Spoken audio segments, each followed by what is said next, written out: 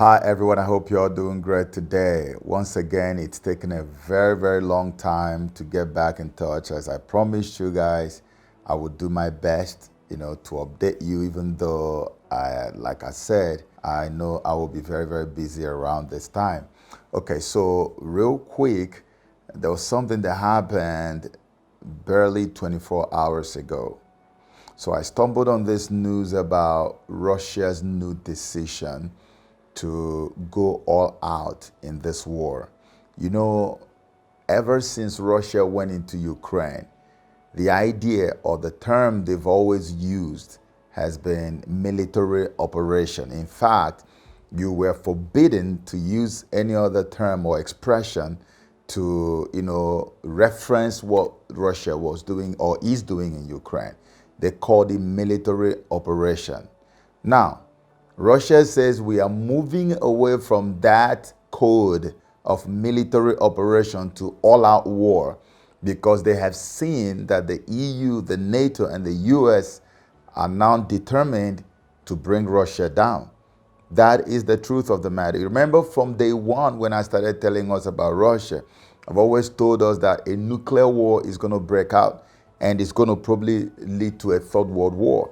Many of you who follow me on Twitter must have noticed that despite how busy I've been on the project that I'm doing right now, I have had time almost on daily basis to update everyone on what's going on and how that they even said that yes, they now agree that this is already third world war. And then before Russia now came out and said, no, we are going to go all out. All out means that they are going to destroy everything. When Russia says, I'm going all out, you know what has been going on in Ukraine is, and I pity the mainstream media and the people they brainwash. I really pity the people that watch mainstream media and take their word as true. I pity such people. Do you know that what you have been watching going on in Ukraine all along, where they say Russia is fighting, Russia really didn't commit too much of their original forces, fighting forces to that war. They used a bunch of mercenaries and a bunch of, low-level fighters in that war because Russia had always anticipated that there's going to be something like this. So they prepared. They have their arsenal of nuclear warheads is unprecedented. It's beyond human comprehension.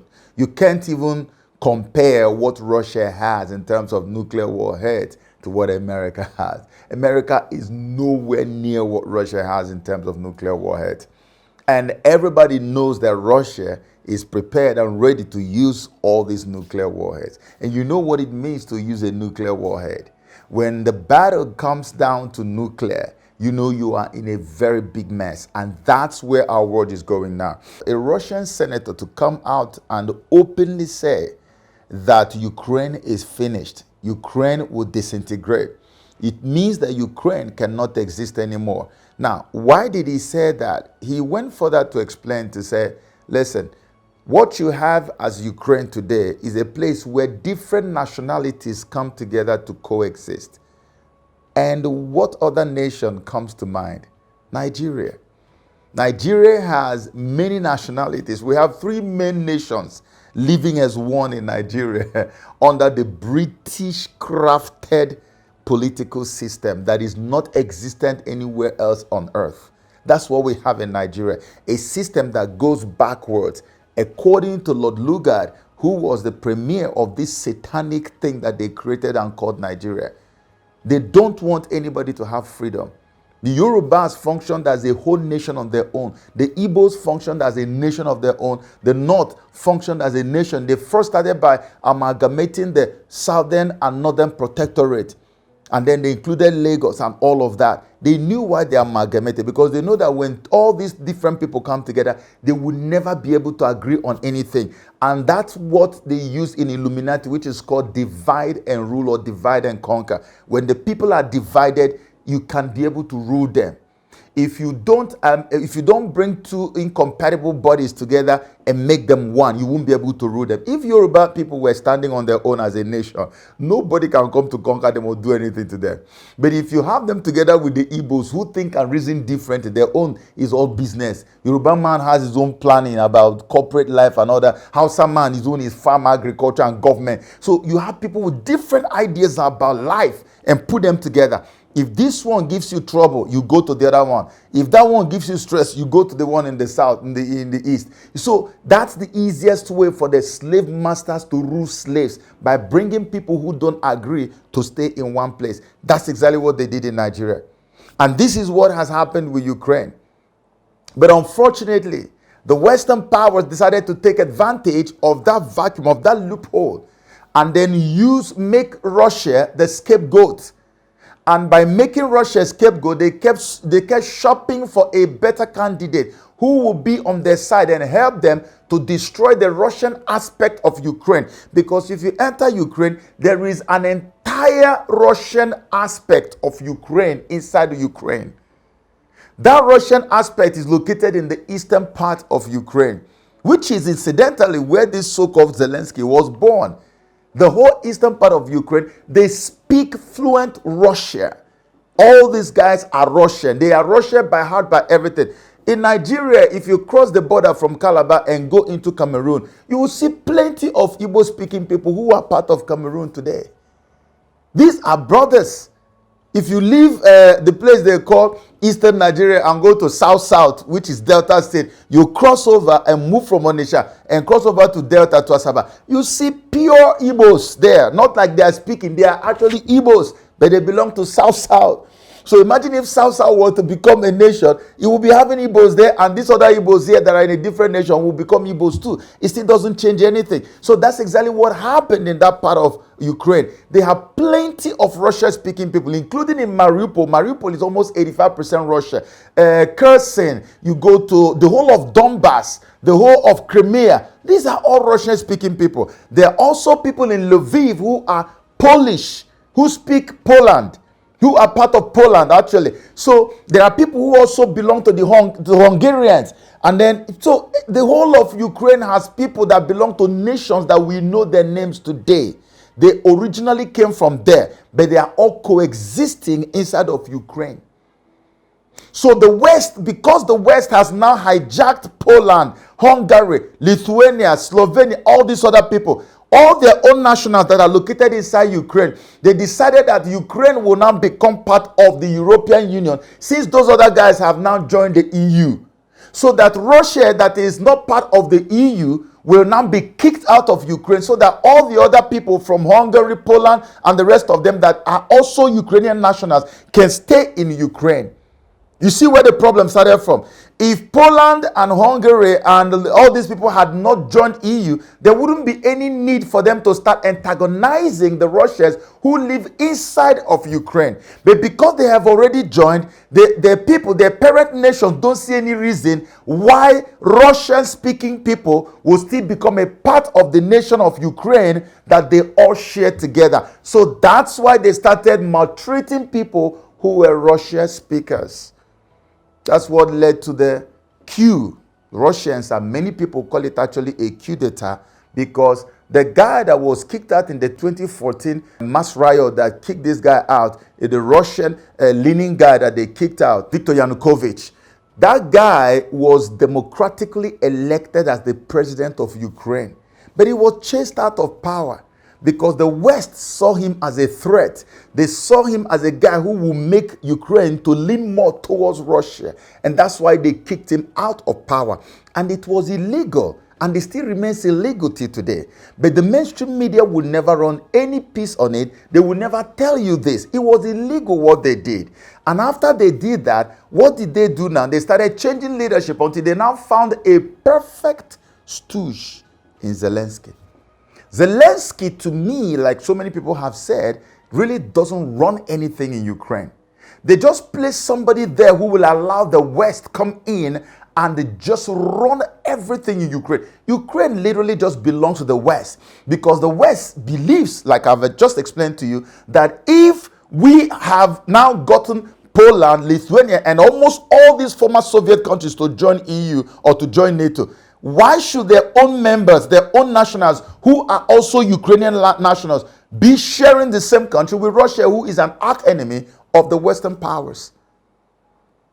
This is where the problem is. So what Russia is doing now is that since these people have all but gone, we've lost them. So Ukraine now wants to destroy the kind of thing we have shared from birth, from the time that we were Soviet Union. Ukraine wants to destroy it and throw caution to the wind. So what we're going to do is that we are going to conquer all those regions that speak Russia inside of Ukraine. Everybody is scrambling for Ukraine now to get their own peace together. So what they're saying is that what is set ahead is that Russia is going full-blown into war. They are going to conquer all those regions that speak Russian language and move them over to Russia. They are going to have a referendum that could happen even overnight. And before you know it, they will say these ones are not, just like they did in Crimea. All of them, the whole of Donbass, the whole of Donbass is going to be conquered by Russia, and they are going to join Russia. Mariupol, all of them, they are all going to become a part of Russia. And all the other parts that don't mean anything to Russia, of course, those ones will now go to places like Lviv. Lviv is more leaning towards Poland. So they are all going to go to Poland, and then Hungary will take their own, and all the other nations will now take whatever piece is left. But as it is now, let me just help you understand. By the conquest of Mariupol, Russia now controls 80%, a little over 80% of Ukraine's maritime economy. So what else are they looking for? If they have 80% of it, if they now have a road, a link between to connect all the eastern regions by conquering Mariupol, Russia doesn't need too much anymore from Ukraine. So what they're going to do is that they will just go ahead and conquer whatever is left in that place and join it to the one that they have conquered already, and then allow the other guys to just scramble and take the little that they can. And keep in mind, as Russia is going in to conquer Ukraine and take over almost everything, they are going to make sure that everything that means anything to Ukraine, that makes Ukraine have that status of a nation state, they are going to take it over. The nuclear plants, everything, they are going to take it over. They will occupy all of it. Now, do you think the West is going to sit by and allow this happen? Since they have already instigated this and started this war, they have their personnel fighting Russians inside of that place. They have weapons being sent to the place. An intelligence report just came out, reported by New York Times, where Americans were saying that they actually gave Ukrainians intelligence information on how to kill Russian generals. I've said this to us several times. I said, in my place, we have an adage where a bird is saying that my problem or my anger is not with the person who shot at me. It is with the one who gave the order that they should shoot at me. So when you are giving orders to go and shoot at somebody, the person you say they should shoot actually sees you technically as the one that he or she is actually at war with. And the Americans and NATO and EU nations are not only giving order to Ukrainians to kill Russians, they are giving them weapons and giving them now, according to New York Times, they are now also giving them intelligence information. So what is it that separates America and EU from this war?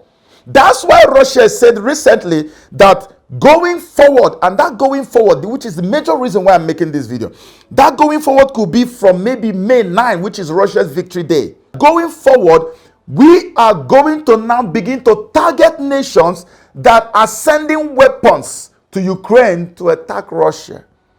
This is a war between Russia and Ukraine, but we know it's a full-blown proxy war. It's a war between the Western powers and Russia. Recently, a so-called Canadian general was allegedly arrested as he was trying to escape the Azovstal steel plant in Mariupol and has been moved over to Moscow. And he's not the first Western personnel that has been, or military personnel that has either been killed or arrested fighting on the ground in Ukraine. So you see, it's not only that Ukrainians are being equipped to fight and kill Russians, the Western powers are also sending their own men on ground, boots on ground. What then is left? Is it until they come in the news and say, yes, we have officially sent 10,000 men today, to go in officially and fight and then show you the video. No, Russian intelligence also have seen all this, even without having using the intelligence apparatus. They have seen the Westerners fighting them inside of Ukraine. They are not even telling you how many of these Western powers they have arrested. The ones they killed that came from France, the ones that they arrested that came from UK. Many of these people fighting. What else do you want Russia to see? Or what else do you want them to wait for and see before they know and conclude that the Western powers are already engaging in a direct confrontation with them? That's what is going on. That's why Russia says, you know what? We are no longer going to play this game anymore. We've gone from the level of military operation to full-blown war. And when it is full-blown war, we see you sending any military weapon into Ukraine, we target you from the source. So if UK is sending weapons like they have been doing, Russia can actually now send nuclear weapons to the United Kingdom, to London, to anywhere. They can send to America for sending American weapons to go and kill Russians in Ukraine. That is a direct involvement in the war. And this is why I have been crying from day one, telling people from the moment I saw that the signal was showing me that this is going to happen. I told people who lived in very, very big cities to begin to rethink and reconsider their positions in those places. Either you move away from the big cities or you look for bomb shelters in your place. I said it, some people took it for a joke. And a few people took it seriously. Now look what is about to go down. I have been warning and warning and warning. From everything you have seen so far in the news, do you think that this thing is abating? Do you think that this thing is about to let up? Do you think it's coming down? No, it's getting far worse. And that's why I say that this next level could be from May 9, the Russian Victory Day. That could be the day that this thing is going to escalate. And when it escalates, it's going to be all-out war. And let me tell you this right now. There is no way on earth that the Western powers are not going to eventually send officially the military men in army uniforms and boots into Ukraine. Officially. Even though many have been fighting there till now. They are officially, because they are still arming these regions that share common border with Russia. Many, many soldiers have been sent. Warships are waiting. Fighter jets are there. Tanks. Everything, anti-missile systems, they are all ready. The West gave you the impression that everything is coming down while they were busy frantically getting ready for a full-scale war with Russia. This was planned a long time ago. My problem is you warn people and tell them what to look forward to or what to see or something that is coming, a danger that is coming. Some of them think you're trying to fearmonger, you're trying to scare people until the thing eventually happens and they go like, oh God, how can you allow this happen? But someone has already warned you. It doesn't take you anything to stock up on food. If nothing happens, you eat your food. It's your food, you eat it. It's just that they say that it's better to err on the side of caution. You can never go wrong when you prepare for eventuality, even if the eventuality doesn't happen. Everything I see every day tells me, look, it's about to go down. It's about to go down. It's about to go down. Are you going to wake up tomorrow and in all sincerity look at God's face and say, you never told us, you never warned us, after you have seen all my videos? That would be very, very unfair.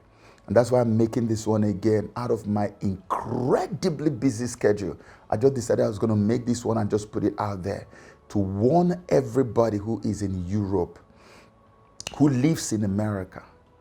These people are bent on starting something much bigger. They are not going to stop until it gets as big as they've always intended for it to get, or even bigger than they had ever anticipated. And that's why I'm telling you to take charge of your own life. If you need to travel out of where you are and go back to Africa, do it. If you need to get away from the city to the countryside, do it. If you need to locate a bomb shelter, don't give me excuses as if I am your daddy. I can't find a bomb shelter. I'm not your daddy. I'm your brother trying to help you. If you can't find a bomb shelter, look for where it is located. If it is not close to your city, go far or make it. Just do something. Do something, however little. Just make an effort. It is for your own good, not mine. I pray that this serves as a good warning to somebody, and I pray that somebody will take this thing seriously and act on it before it is too late. I love you guys with all my heart, and I can't wait to update you again when I receive the grace and strength to do it. God bless you.